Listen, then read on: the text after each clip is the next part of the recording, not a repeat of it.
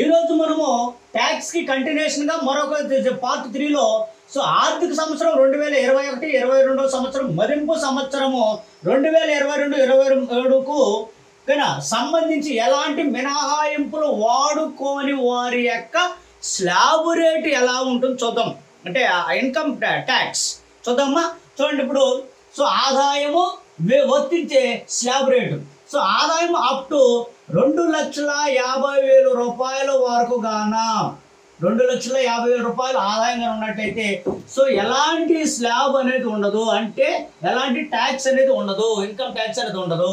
అదేవిధంగా చూడండి 2,50,000 పై నుంచి అదేవిధంగా 5,00,000 రూపాయల వరకు కలిగి ఉన్నట్లయితే ఇన్కమ్ గానా ఓకేనా. సో కలిగి ఉన్నట్లయితే వీళ్ళకి ఎంత పర్సెంటేజ్ ఇన్కమ్ ట్యాక్స్ కట్టాలంటే 5% ఇన్కమ్ ట్యాక్స్. Okay right. అదేవిధంగా ఇన్కమ్ 5 lakhs అబోవ్ 5 lakhs నుంచి ఓకేనా 7,50,000 రూపీస్ గాను వీళ్ళు కలిగి ఉన్నట్లయితే 50,000 రూపీస్ కలిగి వీళ్ళకి సో ఎంత స్లాబ్ రేట్ ఉంటుందంటే ఇన్కమ్ ట్యాక్స్ ఎంత పర్సెంటేజ్ అంటే 10%. దెన్ 7 lakhs సో 50,000 నుంచి 7,50,000 నుంచి జాగ్రత్త పెట్టుకోండమ్మా. సో 10 lakhs సో కలిగి ఉన్నట్లయితే వీళ్ళ యొక్క స్లాబ్ రేట్ ఇన్కమ్ ట్యాక్స్ ఎంత కట్టాలంటే 15% కట్టాలి. ఓకేనా రైట్. సో నెక్స్ట్ చూడండి 10 lakhs అబోవ్ 10 lakhs నుంచి సో 10 lakhs సో నుంచి ఓకేనా 12,50,000 రూపీస్ గానా వీళ్ళు సో ఇన్కమ్ కలిగి ఉన్నట్లయితే వీళ్ళు ఎంత కట్టాలని అంటే 20%. సో అదే విధంగా సో చూడండి సో 12,50,000 అబోవ్ నుంచి సో 15 lakhs ఇన్కమ్ కలిగినట్టు వాళ్ళు అయితే ఓకేనా చూడండి 12 lakhs so 2,50,000 above and 15 lakhs income కలిగినట్టయితే వీళ్ళు ఎంత కట్టాలంటే 25% కట్టాలి. Next final 15 lakhs above income కలిగిన వాళ్ళ యొక్క స్లాబ్ రేట్ ఎంత అంటే 30%. సో ఫైనల్లీ 30% స్లాబ్ రేట్ ఎవరు వీళ్ళు 15 lakhs అబోవ్ ఓకే. ఇదమ్మా స్లాబ్ రేట్ ఓకేనా రైట్. ఇది జాగ్రత్త గుర్తుపెట్టుకోండి.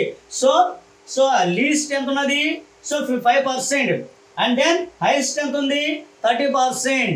సో ఇది మన యొక్క 2021-22 సంవత్సరంలో బడ్జెట్లో మనకి ఇచ్చినటువంటి సో ఇన్కమ్ ట్యాక్స్ యొక్క స్లాబ్ రేట్లు. ఇట్లా మీరు జాగ్రత్త గుర్తుపెట్టుకోండి. నెక్స్ట్ సో మన ఏరియా గురించి మనము డిస్కషన్లోకి వెళ్ళిపోదాం. ఓకేనా రైట్. స్లాబ్ రేట్ వచ్చేసేయమ్మా ఓకేనా రైట్. మీరు ఇంక నీట్గా చదవాలి. సో నోటిఫికేషన్ అనేది ఈ మంత్ ఎండింగ్లోకి అంతా రావచ్చు. ఏ టెన్షన్ పడబాకండి, ఆధారపడబాకండి, చదువుతూ ఉండండి ఓకేనా. విజయం అనేది వస్తుంది ఓకేనా రైట్. ఎందుకంటే ఇవన్నీ గ్రూప్స్ ఇవి ఓకేనా రైట్. సో ఇప్పుడు చూడండి నెక్స్ట్ ఏరియాస్ ఏంటంటే మనకు సో 1991 సంవత్సరంలో ఓకేనా దానికి 92 సంవత్సరం అనుబంధంగా పన్నుల మీద వేసిన కమిటీ ఎవరంటే Raja Chelliah committee. Very very very important. ఆదాయ పన్నుల మీద అదేవిధంగా సో అంటే అదేవిధంగా మనకు సేవలు ఉన్నాయి కదమ్మా, సేవల మీద వేసినటువంటి అంటే వాటి మీద పన్నులు విధించాలని చెప్పిన కమిటీ ఏదంటే రాజా చలయ కమిటీ. చాలా జాగ్రత్త గుర్తుపెట్టుకోండి. సో 1991లో ఏం జరిగిందో మీకు తెలుసు. ఆ సంవత్సరంలో కమిటీ వేయడం జరిగింది. దాని కమిటీ ఇంప్లిమెంటేషన్ 92లో వచ్చి ఉండొచ్చు. కానీ పన్నుల మీద వేసిన కమిటీ అంటే రాజా చలయ అంతే, నో డౌట్. సో మరొక విషయం ఏంటంటే సో మీరు జాగ్రత్త గుర్తుపెట్టుకోండి. ఈ ట్యాక్స్లన్నిటువంటి కూడా ఇది ఏ పదం నుంచి వచ్చింది? ఇట్స్ లాటిన్ వర్డ్ అంతే కదా. లాటిన్ పదము నుంచి ట్యాక్స్ అనేటువంటి పదం వచ్చింది. ఇది జాగ్రత్త గుర్తుపెట్టుకోవాలి. సరే ఇప్పుడు మనకు లా ఫర్ వక్రరేఖ అంటారమ్మా. Laffer okay right. So మొత్తం ట్రై చేస్తాను నేను. లా ఫర్ వక్రరేఖ. సో ఏంటి లా ఫర్ వక్రరేఖ అంటే క్లియర్ గుర్తుపెట్టుకోండి. లా ఫర్ వక్రరేఖ. సో ఏంటి లా ఫర్ అనేటువంటి వాడు ఒక రేఖను కనుక్కున్నాడు కాబట్టి లా ఫర్ వక్రరేఖ అన్నారు. దీన్ని ఏం లేదమ్మా, పన్ను రేటుకి పన్ను రాబడికి మధ్య ఉన్న సంబంధాన్ని తెలియపరిచేదే సో లాఫర్ రేఖ. ఏంటండి? సో పన్ను రేటు. సో పన్ను రేటు అంటే పన్ను రేటు మనం చెప్తా ఉంటాం. పన్ను రేటుకి అదేవిధంగా పన్ను రాబడికి పన్ను రాబడికి మధ్య ఉన్న సంబంధాన్ని తెలియపరిచేది లాఫర్ వక్రరేఖ అని మనం చెప్పుకుంటాము. ఇట్లా మీరు క్లారిటీ వెళ్ళిపోవాలి. ఇప్పుడు ఒక్కొక్క దాని గురించి మనం డిస్కషన్ చేసుకుందాం. ఫస్ట్ది వ్యవసాయ ఆదాయ పన్ను గురించి మనం డిస్కషన్ చేసుకుందాం. ఫస్ట్ చూడమ్మా, మరొకటి ఏంటి? వ్యవసాయ ఆదాయ పన్ను. వ్యవసాయ ఆదాయ పన్ను అన్నమా. వ్యవసాయంలో కూడా వ్యవసాయదారులకి ఆదాయం వస్తుంది కదా, ఆదాయం మీద కూడా పన్ను వేయమని చెప్పారు. ఎవరు చెప్పిందంటే సో మీకు బాగా తెలుసు, కేఎన్ రాజ్ అనేటువంటి కమిషన్, రాజ్ కమిషన్ అంటారు దీన్ని. సో కేఎన్ రాజ్ అనేటువంటి వ్యక్తి ఏం చేస్తుంటే ఈ కమిషన్ సిఫార్సు చేస్తుంది, వ్యవసాయదారులకు కూడా ఆదాయం వస్తుంది కదా, దాని మీద కూడా పన్ను విధించండి అని చెప్తుంది. ఓకేనా? సో ఇప్పుడు మనకు 1973 అకాడమిక్ ఇయర్లో వ్యవసాయం మీద కూడా పన్ను విధించాలని ప్రభుత్వము నిర్ణయించింది. మళ్ళీ ఇది బాగుండదేమో, వ్యవసాయదారులు మోటివేషన్గా ఉండదేమో అని చెప్పి మళ్ళీ ప్రభుత్వం ఏం చేసింది, క్యాన్సిలేషన్ చేసుకోవడం జరిగింది. ఓకేనా? ఇలా మనం తీసుకుంటూ వెళ్ళిపోవాలి. మరొక పన్ను ఉన్నది, కీలకమైన పన్ను, కార్పొరేషన్ పన్ను. Okay right. మరొక పన్ను ఏంది? కార్పొరేషన్ పన్ను. కార్పొరేషన్ పన్ను. ఏంటి కార్పొరేట్ పన్ను? కార్పొరేట్ కంపెనీలకు వచ్చిన ఆదాయం మీద విధించే పన్నుని కార్పొరేట్ పన్ను అంటారు. ఇది మనకు చాలా క్లారిటీగా వెళ్ళాలి. ఈ కార్పొరేట్ పన్ను వ్యవస్థను గురించి ఓకేనా, మన భారతదేశంలో 1954 సంవత్సరంలో ఆనాటి కాలంలో ఉన్నటువంటి మన ఆర్థిక మంత్రి అయినటువంటి జాన్ మతయ్య గారు దీన్ని ఓకేనా కార్పొరేట్ పని చేయాలని, అంటే ఫస్ట్ ఏమో కార్పొరేట్ సెస్ ఉండేది, సబ్చార్జ్ ఉండేది. తర్వాత 1954 అకాడమిక్ ఇయర్లో 1954 అకాడమిక్ ఇయర్లో జాన్ మతాయ్ మన యొక్క ఆర్థిక మంత్రి ఉన్నాడు కదమ్మా.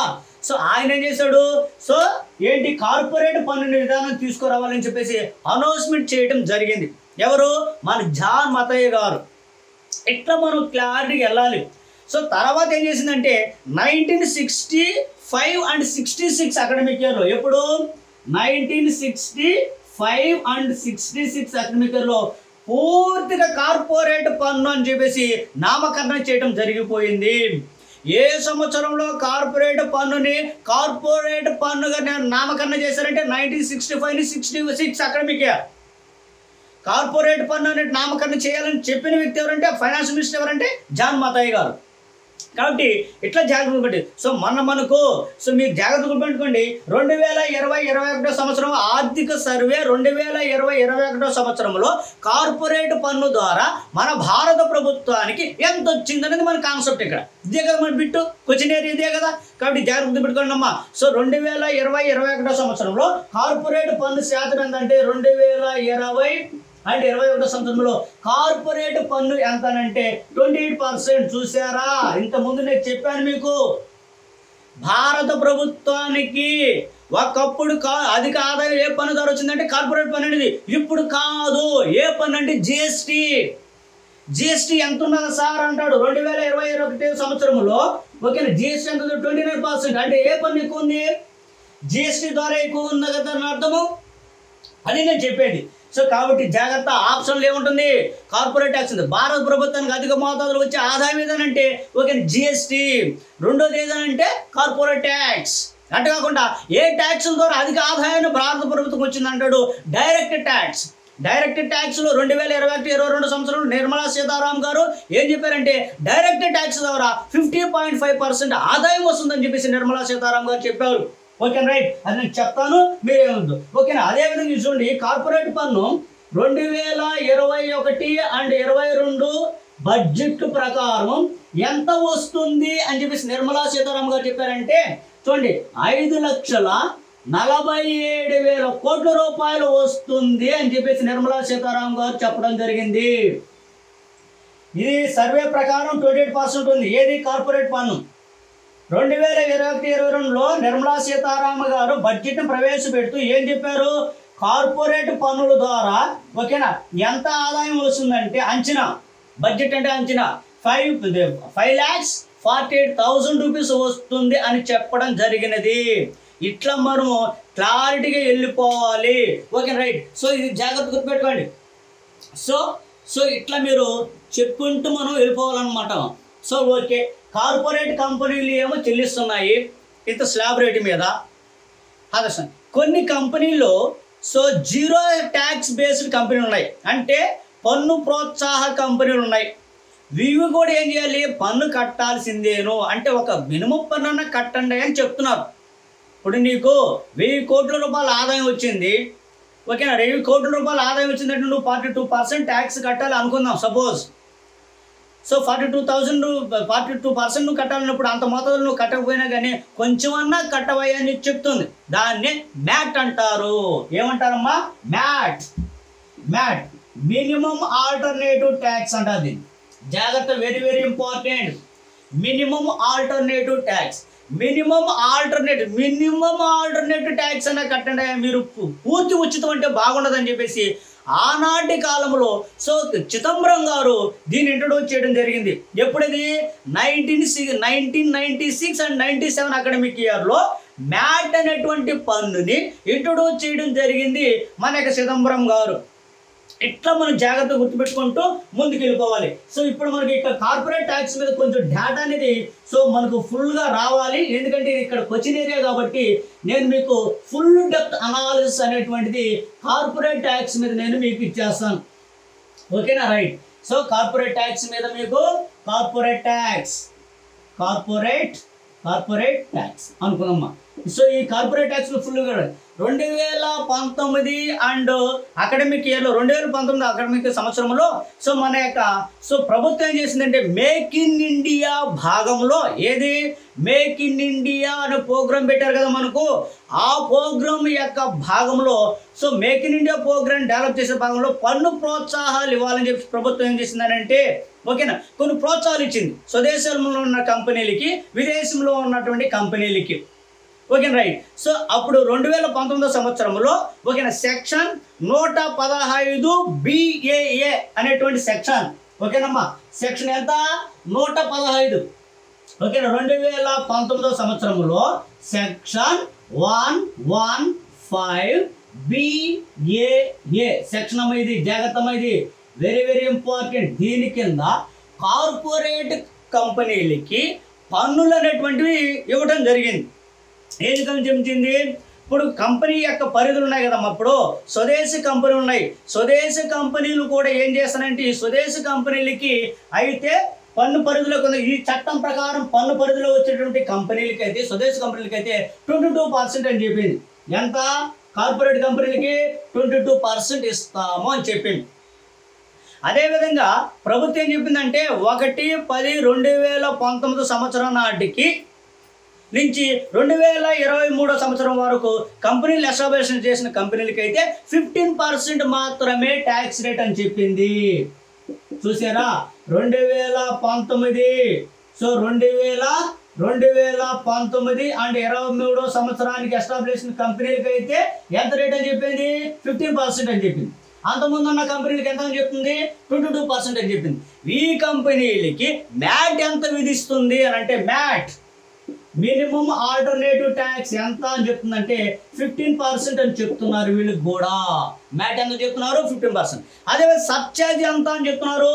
ఈ కంపెనీలకి సబ్చార్జ్ ఎంత? 10% సబ్చార్జ్ అంటున్నారు. అదేవిధంగా సో కొన్ని కంపెనీలు ఎడ్యుకేషన్ అండ్ సెస్ కంపెనీలకి వచ్చేసి ఎడ్యుకేషన్ సెస్ ఎంత అంటే ఓన్లీ 4% అని చెప్తున్నారు. ఇది జాగ్రత్తగా గుర్తుపెట్టుకోవాలి మనం. ఓకే, ఎందుకు? మేక్ ఇన్ ఇండియా ప్రోగ్రాన్ని అభివృద్ధి చేసేదాని కోసము మేక్ ఇన్ ఇండియా మన దేశంలోనే వస్తువులు తయారు చేయాలంటే వివిధ దేశాల నుంచి పరిశ్రమలు రావాలి, మన దేశంలో ఉన్న సో వ్యాపారస్తులుగా పరిశ్రమలు స్థాపించాలంటే వాళ్ళు మోటివేషన్ చేయాలి. మోటివేషన్ చేయాలంటే ఏంటి? సో పన్ను రేటుని తగ్గించాలి. అందుకే కదా 22% ఇచ్చారు. ఇంకో విషయం చెప్తాను. సో చూడండి, 400 కోట్లు టర్న్ ఓవర్ దాటినట్లయితే వాళ్ళకి కార్పొరేట్ కంపెనీలకి 25% మాత్రమే ట్యాక్స్ అని చెప్పారు. సో ఎన్ని కోట్లు? సో అప్పుడు 2,250 కోట్ల నుంచి ఉండేది. ఇప్పుడు 250 కోట్ల నుంచి 400 కోట్లు టర్న్ ఓవర్ కలిగితే ఆ కంపెనీలకి సో 25% మాత్రమే స్లాబ్ రేట్ అని చెప్పడం జరిగింది. ఈ సెక్షన్ కానీ ఉపయోగించినట్లయితే ఓకేనా, సో 22%. సో తర్వాత 2019 నుంచి 2023 వరకు కంపెనీలు ఎస్టాబ్లిష్ చేసి 15% అని, మ్యాట్ వచ్చేసి 15% ట్యాక్స్ రేట్ అని, సర్చార్జీలు వచ్చేసి 10% అని, అండ్ ఎడ్యుకేషన్ సెస్ వచ్చేసి ఏమో 4% అని. ఎడ్యుకేషన్ ఇన్స్టిట్యూషన్స్ ఉంటాయి కదా, కార్పొరేట్ ఇన్స్టిట్యూషన్స్, ఆ వాటికేమో 4% అని చెప్పడం జరిగింది. ఇట్లా మనం క్లారిటీగా వెళ్ళిపోవాలి. ఎస్, సో ఎట్లా మనము డెప్త్ ఓరియంటెడ్లో వెళ్ళిపోవాలి. ఇప్పుడు మనకు వడ్డీ పన్ను, ఏ పన్ను మన నెక్స్ట్ మనం ఏ వెళ్ళాలి? నెక్స్ట్ వడ్డీ ట్యాక్స్. వడ్డీ ట్యాక్స్ గురించి కార్పొరేషన్ ట్యాక్స్ అనేది అయ్యింది మనకు. నెక్స్ట్ మనకు వడ్డీ పన్ను గురించి వెళ్ళాలి. వడ్డీ పన్ను. సో వడ్డీ పన్ను ఏంటిది? వాణిజ్య బ్యాంకులు అనేటువంటి వడ్డీ కదా, వాటి యొక్క ఆదాయము, వాణిజ్య బ్యాంకుల యొక్క ఆదాయము వడ్డీయే కదమ్మా. ఓకే రైట్, అవునా కాదా? సో వాణిజ్య బ్యాంకులకి ఆదాయము వడ్డీ మీద పన్ను ఏంటి విధించడం అనేది జరుగుతుంది. వడ్డీ పన్ను చట్టం ఎప్పుడు వచ్చింది? 1974 సంవత్సరంలో రావడం జరిగినది. సో వడ్డీ పన్ను చట్టం ఎప్పుడు వచ్చింది? సో చట్టం ఎప్పుడు వచ్చిందమ్మా? 1974లో వడ్డీ పన్ను చట్టం రావడం జరిగింది. దీన్ని 2000 సంవత్సరము అండ్ 2001లో దీన్ని ఏం చేశారు? సో క్లోజ్ చేసేశారు. ఓకేనా, ఎలా మన సబ్జెక్ట్ని తీసుకుంటూ వెళ్ళిపోవాలి. నెక్స్ట్ ఏంటంటే వ్యయం మీద పన్ను. వ్యయం మనం ఖర్చు చేస్తున్నాం కదా, వ్యయం మీద పన్ను. వ్యయం మన భారతదేశంలో మరో ముఖ్యమైనటువంటి పన్నుల్లో ఒక పన్ను వ్యయంపై పన్ను. సో వ్యయం ఎక్స్పెన్సెస్ చేస్తాం, దాని మీద పన్ను. సో మనకు ఒక ఆర్థికవేత్త ఉన్నారు, కాల్డన్ అనేటువంటి ఆర్థికవేత్త. ఈ కాల్డన్ అనేటువంటి ఆర్థికవేత్త ఏం చెప్పారంటే ఆదాయం మీద పన్ను వ్యయం మీద పన్ను వేయమన్నాడు, సంపద మీద పన్ను వేయమన్నాడు, బహుమతి మీద కూడా పన్ను వేయమన్నారు. ఎవరు చెప్పింది ఈ మాట అంటే కాల్డన్ క్రింది వానిలో ఏట్ల మీద పన్నుని విధించమని సిఫారసు చేసును అంటాడు. ఏట్ల మీద? వ్యయం మీద పన్ను వేయమన్నాడు, సంపద మీద పన్ను వేయమన్నాడు, బహుమతుల మీద కూడా పన్ను వేయమన్నాడు. Cricketers man of the match గెలిచినప్పుడు బహుమతి వస్తుంది, కారు లేదా ఏదో వస్తుంది. దాన్ని మన ఇండియాకి తీసుకొచ్చినప్పుడు ఏం చేస్తాం? మనం పన్ను విధిస్తాం. ఇది కామన్. సార్ ఈ పన్ను ఎంత ఉన్నానంటే 50,000 రూపాయల కన్నా మించినట్లయితే 50,000 రూపాయలు బహుమతి యొక్క విలువ 50,000 రూపాయలు దాటినట్లయితే పన్ను అనేది విధించడం జరుగుతుంది. దీనిని సో అన్నట్టు జరిగేది. సరే మన కాన్సెప్ట్ ఏంటి ఇక్కడ? వ్యయం మీద పన్నుని కాల్డన్ సిఫారసు చేశాడు అని చెప్పేసి అన్నాం. దీనిని ఏ సంవత్సరంలో ఇంట్రొడ్యూస్ చేయడం జరిగింది మన భారతదేశంలో అంటే 1957 సంవత్సరంలో ఇంట్రొడ్యూస్ చేయడం జరిగింది. ఆనాటి ఆర్థిక మంత్రి అయినటువంటి కృష్ణమాచారి గారు. ఎప్పుడు? సో 1957 అకాడమిక్ ఇయర్లో ఇంట్రొడ్యూస్ చేయడం జరిగింది. ఎవరు మినిస్టర్ అప్పుడు? టిటి కృష్ణమాచారి గారు. జాగ్రత్తగా గుర్తుపెట్టుకోవాలి మనం. ఓకే, సో దీన్ని ఇంట్రొడ్యూస్ చేశారు. దీనికి ఒక చట్టం రావాలి కదా. సో వ్యయం మీదగా చట్టం లేకుండా ఎప్పుడు కూడా మనం పన్ను విధించేదానికి కుదరదు. చెప్తారు వాళ్ళు, ఏ కమిటీ చెప్తుంది, ఇంట్రొడ్యూస్ చేస్తారు, కానీ చట్టం చేయాలి కదమ్మా. సో ఆ చట్టాన్ని 1987 సంవత్సరంలో మన భారత ప్రభుత్వం చట్టం చేసింది. ఏ సంవత్సరం చట్టం చేసింది? 1987లో చట్ట రూపం కలిసింది. వ్యయం మీద కూడా పన్ను. ఓకేనా రైట్. తర్వాత దీన్ని ఏం చేశారంటే రద్దు చేసేది, అదే వేరే విషయం. ఎప్పుడు? 1993 అకాడమికల్ దీన్ని రద్దు చేశారు, అది వేరే విషయం. మనకు అవసరం లేదు. ఇప్పుడు వ్యయం అంటే ఇప్పుడు గాలి జనార్దన్ రెడ్డి గారు లాంటి వాళ్ళు ఉన్నారు కదమ్మా, మ్యారేజ్ చేశారు, అధిక మోతాదులో వ్యయం చేసి మ్యారేజ్ చేస్తున్నారు. సో వ్యయం అంటే ఏంటి? అధిక ఆదాయం వచ్చిన వాళ్ళే కదా అంత మోతాదులో వ్యయం చేస్తున్నారు, కాబట్టి దాని మీద పన్ను ఏమని చెప్పేసి ఆ రోజు చెప్పడం జరిగింది. దాన్ని సో 1993లో సో రద్దు చేయడం జరిగిపోయింది. ఇది వ్యయం మీద పన్ను అంటారు. నెక్స్ట్ మనకు సో మన భారతదేశం మరొక పన్ను, కీలకమైన పన్ను, సంపద ఆస్తులపైన కేంద్రం విధించేటువంటి పన్నుల గురించి మనము చెప్పుకుందాము. సంపద పన్ను. సంపదపై పన్ను. సంపద పన్ను, వెల్త్ ట్యాక్స్ పన్నులు. సంపద పన్నులు అంటే ఏంటివి? సో దీన్ని కూడా సంపద పన్ను కూడా సిఫారసు చేసిన ఎవరు అని చెప్పి ఇంతకుముందు ఎవరు? కార్డన్ గారు చెప్పారు. సో ఈ సంపద మీద పన్నుని ఏ సంవత్సరంలో ఇంట్రొడ్యూస్ చేయడం జరిగిందని అంటే 1957 అకాడమిక్ ఇయర్ ఇంట్రొడ్యూస్ చేయడం జరిగింది. ఏ సంవత్సరంలో ఇంట్రొడ్యూస్ చేశారు? 1957 అకాడమిక్ ఇయర్లో దీన్ని ఇంట్రొడ్యూస్ చేయడం జరిగింది. సో ఇప్పుడు జాగ్రత్త గుర్తుపెట్టుకోండి, సంపద అంటే కొన్నిటిని మినహాయింపు ఇచ్చారు. భూమి, వ్యవసాయ భూమికి పిఎఫ్లు అంటే ప్రొవిడెంట్ ఫండ్ ఉన్నాయి కదా, మా పిఎఫ్లకి, అదేవిధంగా ఎల్ఐసి మొత్తాలకి మినహాయింపు ఇచ్చారు. మిగిలిన వాటిలన్నింటి సంపద కింద తీసుకొని వాటికి పన్ను వేయాలని చెప్పేసి సో ప్రభుత్వము డిసైడ్ అవడం జరిగింది. తర్వాత ఎస్టేట్ సుంకాలు. ఎస్టేట్ సుంకాలని కూడా మనకు బాగా తెలుసు. ఎస్టేట్ అంటే మీకు బాగా తెలుసు, వారసులు లేని తర్వాత వాళ్ళు ఎవరి మీద వీలునామా రాయకపోతే ఆ యొక్క అమౌంట్ అంతా కూడా సో జప్తు చేయడం జరుగుతుంది, అంటే ఆ యొక్క ఆస్తులంతా కూడా. సో కాబట్టి ఈ ఎస్టేట్ సుంకాలంటే 1953లో ఇంట్రొడ్యూస్ చేయడం జరిగింది మన భారత ప్రభుత్వంలో. తర్వాత యూపీ సింగ్ గారు వచ్చారు 1986లో దీన్ని రద్దు చేయడం జరిగినది. ఇది జాగ్రత్త గుర్తుపెట్టుకోండి అమ్మా. Okay right. సో మనకు పన్నులు, కీలకమైన పన్నులు మీకు ఇంట్రొడక్షన్ చేసి చెప్తూ మీకు ముందుకు తీసుకుంటూ వెళ్ళిపోతున్నాం. తర్వాత మనకు కీలకమైనటువంటి ఏరియా అనేది కూడా వస్తుంది మనకు, జిఎస్టీ గురించి చెప్తాను. నెక్స్ట్ ఏంది? బహుమతి పన్ను, గిఫ్ట్ ట్యాక్స్. బహుమతి పన్ను సో బహుమతి పన్ను కూడా ఉన్నది కదమ్మా, గిఫ్ట్ ట్యాక్స్. సో పన్ను. సో ఏంటి బహుమతి పన్ను? దీన్ని సిఫార్సు చేసిన వ్యక్తి ఎవరు? కార్డనే కదా, కార్డన్ గారు సిఫార్సు చేశారు. ఓకే. ఏ సంవత్సరంలో బహుమతి పన్నుని ఇంట్రొడ్యూస్ చేయడం జరిగింది మన భారతదేశంలో అంటే 1958 అకాడమిక్ ఇయర్లో ఇంట్రొడ్యూస్ చేయడం జరిగింది. ఓకేనా, బహుమతి పన్ను అనేటువంటి దానిని. ఓకేనా, సరే ఓకే. ఈ బహుమతి విలువ ఎంత ఉండాలి? సో దీన్ని సిఫార్సు చేసింది ఎవరు? కార్డన్.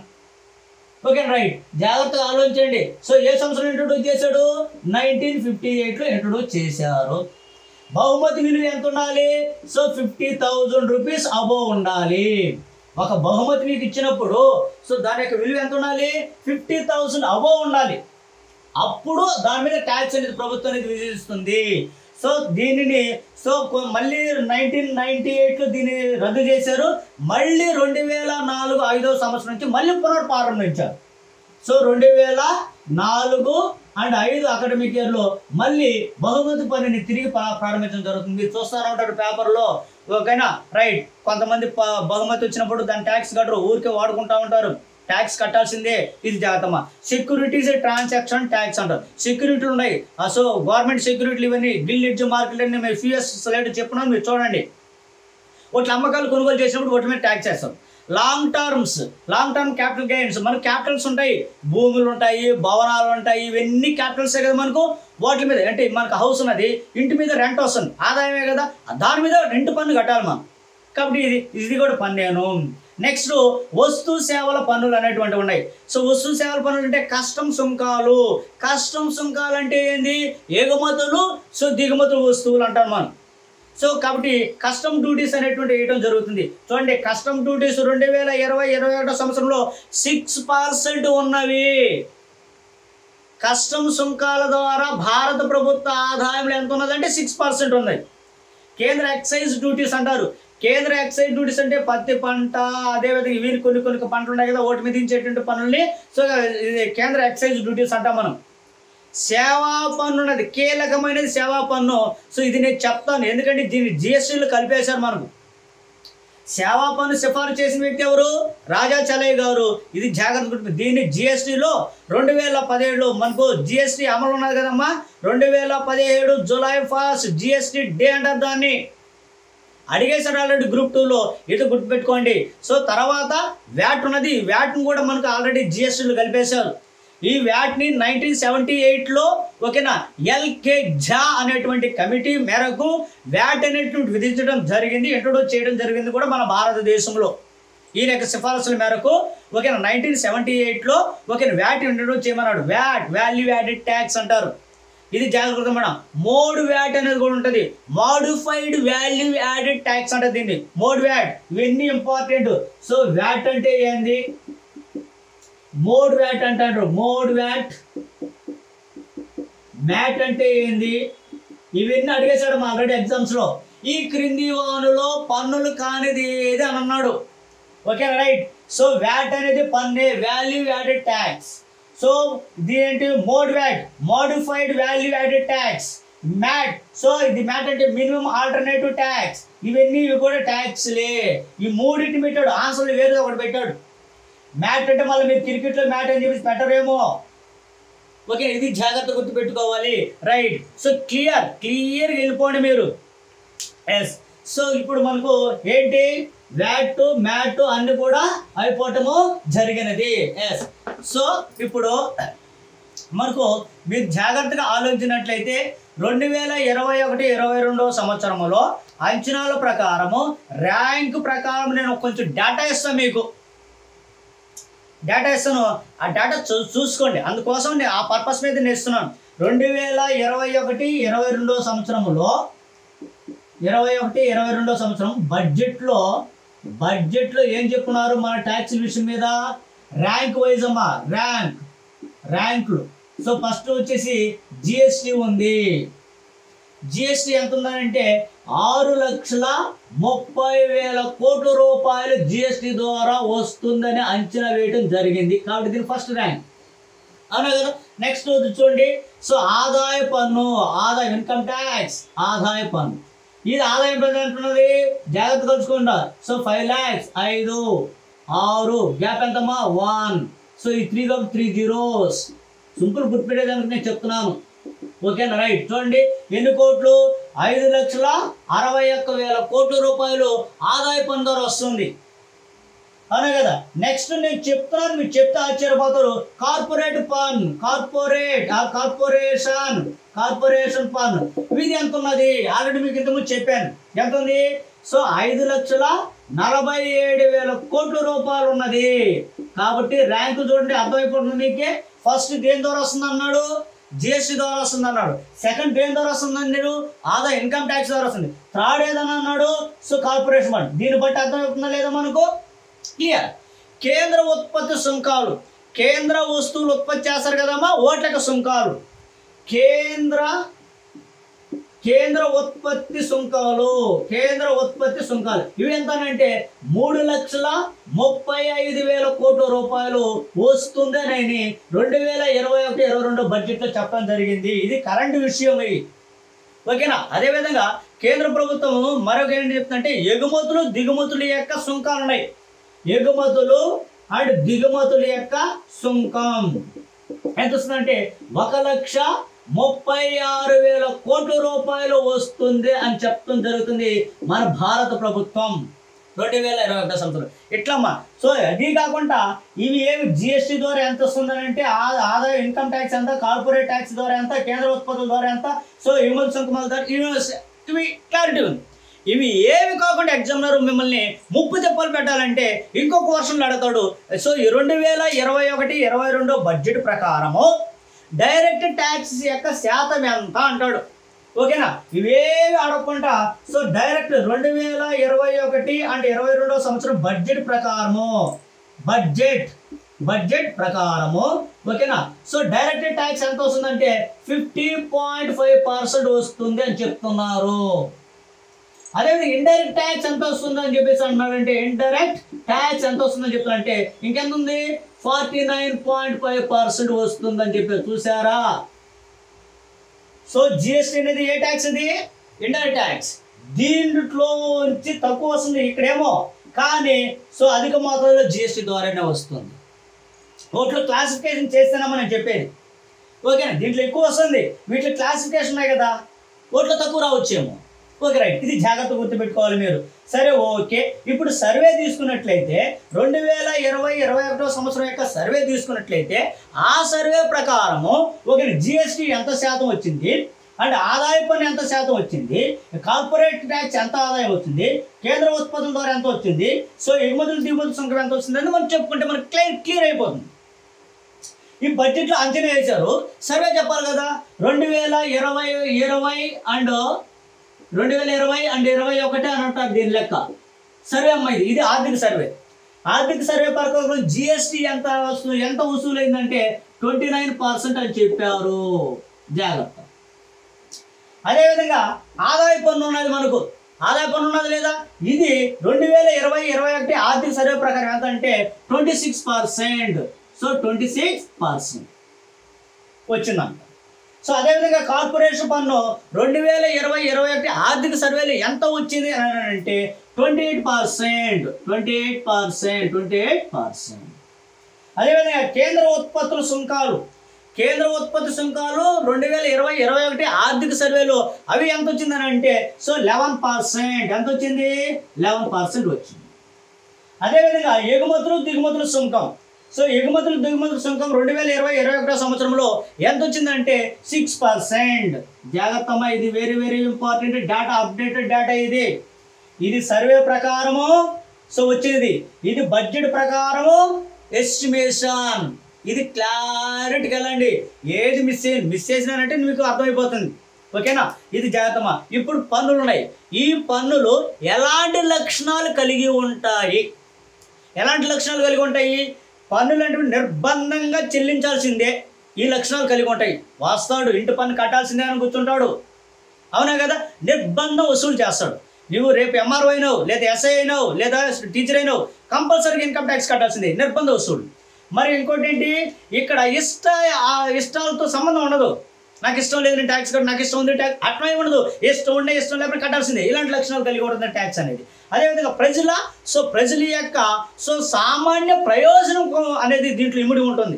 ఇలాంటి లక్షణాలు ఉంటాయి. ట్యాక్స్ కలెక్ట్ చేస్తున్నానంటే నాకా కాదు, ఏంటికి నేనేం చేస్తాను, ట్యాక్స్ కలెక్ట్ చేసి ప్రజా ప్రయోజనాల కోసం ఉపయోగిస్తాను దీన్ని. ఇలాంటి లక్షణాలు కలిగి ఉంటుంది.